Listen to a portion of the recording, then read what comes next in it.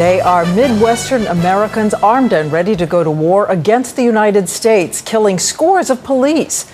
That was the urgent warning by the FBI as it moved in on a small Christian militia in Michigan. Members have been rounded up in 3 states tonight, and now another standoff with another suspect. Dan Harris with the news at this hour. Dan? Diane, good evening. The group in question here is called the Hutare, which apparently means God's soldiers. Prosecutors say these are no weekend warriors. They're alleged to be one part anti-government militia and one part fundamentalist apocalyptic Christian army. To visit the Hutare website is to enter an aggressive alternate universe where Christian soldiers train to fight on the side of Jesus during the apocalypse.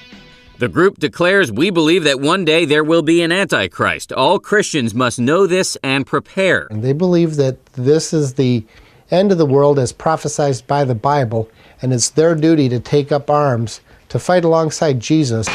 Over the weekend, federal officials launched raids in Michigan, Ohio, and Indiana, arresting 8 members of the group, including the leader, David Bryan Stone, his wife, Tina, and his son, David Bryan Stone Jr., an alleged explosives expert.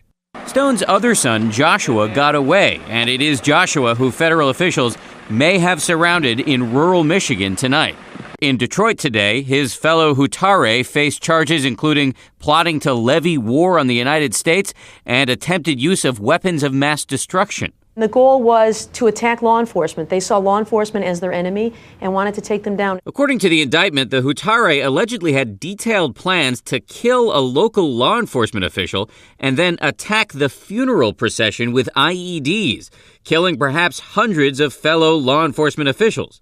For anyone who's ever been to a police funeral, you know that there will be hundreds of armed men and women there. And what could have resulted, was a real war. After that attack, according to the indictment, the Hutare planned to retreat to several rally points where they would dig in for a long fight, which they believed would provoke a widespread uprising against the government.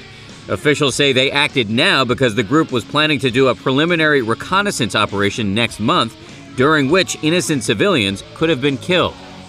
Members of the Hutare are now facing life in prison. And even though they say they hate the government and believe that Christ is their general, they did opt for court-appointed attorneys today. Diane? So the FBI says they're small but potentially lethal. Exactly. Thank you, Dan.